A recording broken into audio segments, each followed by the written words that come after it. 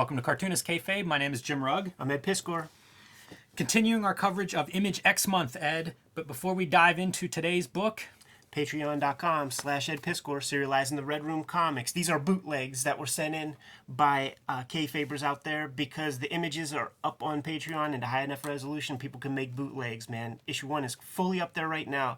In the middle of serializing issue 2 as of this recording. 3 books get you the complete archive. Any other books out with your name on it? Damn.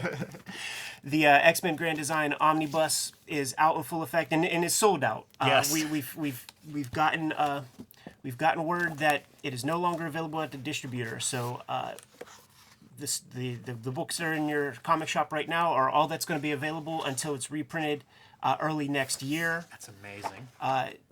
Yeah, super cool, man. Worth it for this back matter alone, man. Get to see the process, get to see the complete script. Where I basically just drew a quick and dirty version of the comic on type and paper.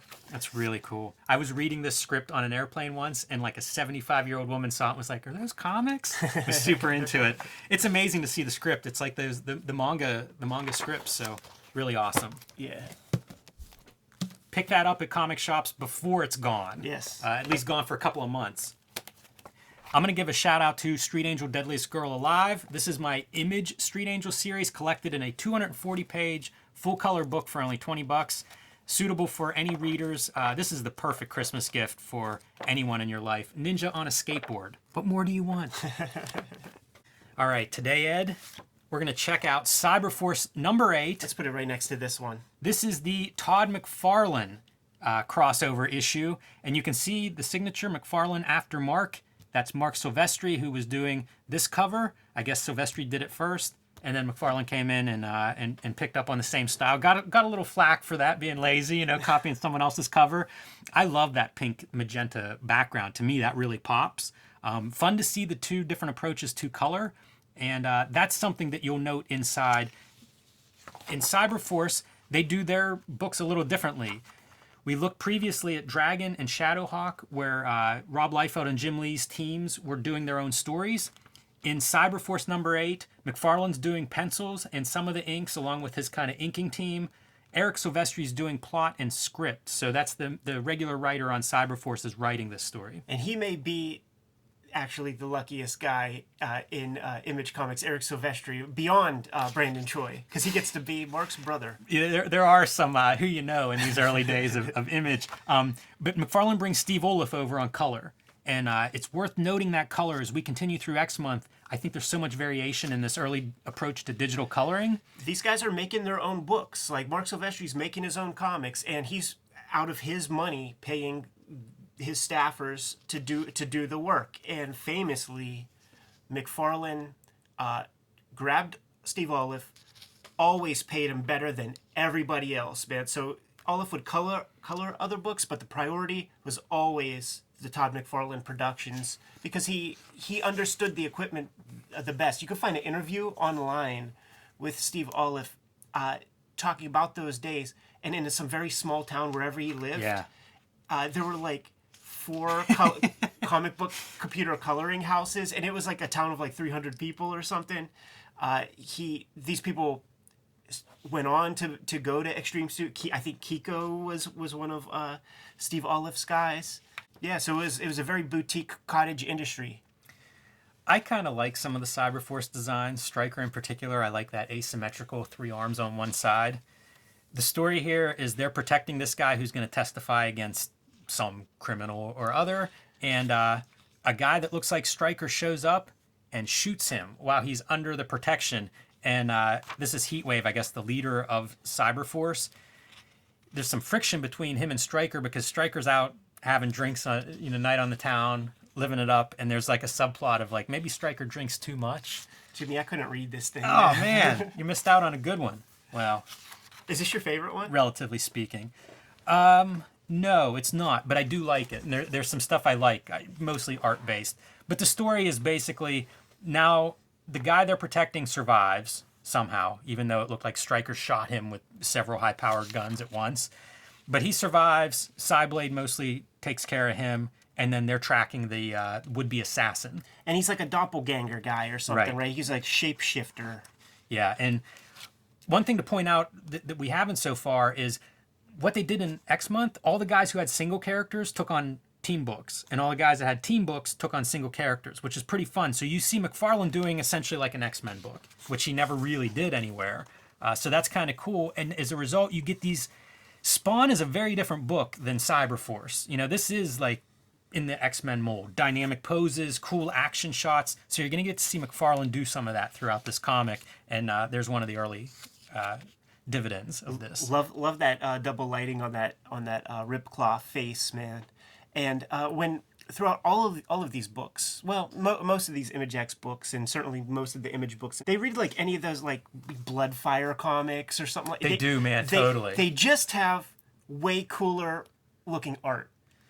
Yeah, and there are places where those lines blur. That's As these true. studios start to bring in their guys. It is Bloodfire comics. Yeah, sometimes it's literally those artists. Yeah, they might have got those guys. This is flashback sequence. This is that creature, the assassin creature, to Stryker. It's this beautiful woman, but she drugs him. That's what's going on with several of these characters as they go through. Imagine a 3-armed guy like at the local pub. Yeah, right? So stupid. Yeah, for sure. And they're just tracking him, you know, like it's a pretty basic story, easy to follow. They're trying to catch this thing, and it's not exactly working for one reason or another. Look at the ads. These are the Cyberforce ads. Like, this is what the designer's coming up with. You see, like, digital lettering and fonts. In the early days, it was like, oh, look at how cool this font is. Maybe. Built into the damn Windows 95 that they have. Or Yeah, whatever. right. So, farmer, where they're tracking down this creature, and at the farm, he sees it's like his daughter that looks like this demon, but we see that it's really a demon. It's Ripclaw's family or something, I think, right? I don't Like that's his little sister. I don't think so. Follow this shit. I like this drawing of Ripclaw a lot. It's just a little Ripclaw, but I feel like it looks pretty cool. And he's following like dead animals along the way. This isn't Ripclaw's family because he would be bent if he walked in and had like a shotgun shoved through the guy's skull. Good image. Yeah, I guess. Good image. The Red Room author approves. Yes, sir. McFarlane was good for that stuff. He had a real gory kind of imagination. You're seeing the aftermath, you know, these drugged out characters after they encounter it. Fortunately, Ripclaw, like Wolverine before him, has a healing factor and he's back on his feet pretty soon after he recovers. Yeah, go back real quick because it's like boom, boom. Explain it real quick. And soon it after, moving. Ripclaw recovers. Keep it moving. So off they go once again. Eric Silvestri, man, how much you make on this? The classic McFarlane side profile. Flashback to, I guess his daughter was killed in a flashback. So that's what he sees when he encounters the demon. I see. It's his little daughter showing up. They're really getting fed up. The gas station attendant points them in the direction that the truck drove away. This is, I guess, that farmer's daughter that thinks it's her boyfriend, fiance, until he gets shot in the head, revealing himself as the demon, and then she says, "No way, Skank Man, I'm out of here." You can see why he's writing comics. Very witty. This is where the guy was going to retreat to. This is like the helicopter that he was meeting. Look at this freaking military-grade helicopter that's just picking him up in upstate New York for the extraction after doing his hit.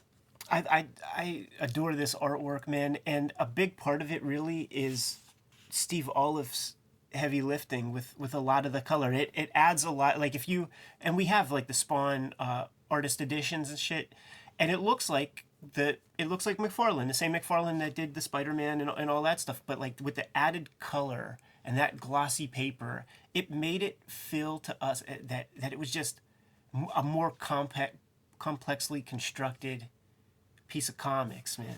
Yeah, it's good to point that out. And for people comparing at home, like whenever we see the Spawn issue, that's going to be the Silvestri version. It's a different colorist. You know, you don't see colors like blue sky. I think Olive's the best of these colorists. Yeah. And, you know, you can see it whenever you go through, like, all produced within a month of each other. So you can kind of see what everybody's doing.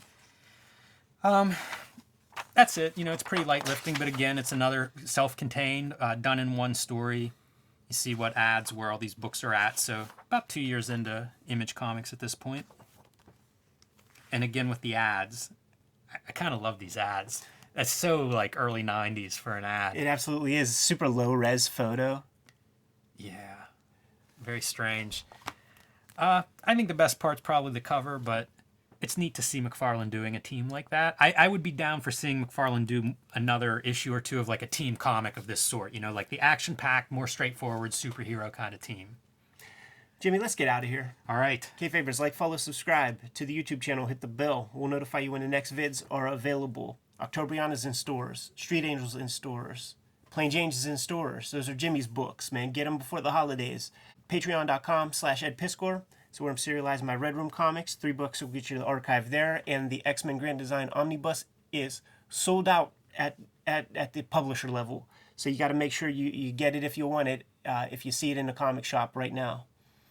You can subscribe to the Cartoonist Kayfabe e-newsletter at the links below this video, and I encourage you to do that because we hear that people miss stuff on social media, algorithms, everybody's not seeing everything we post. The e-newsletter can solve that. You can find Cartoonist Kayfabe t-shirts and merchandise at the links below this video, along with all of our social media links. One more set of marching orders, Jimmy, and we'll be out of here. Read more comics.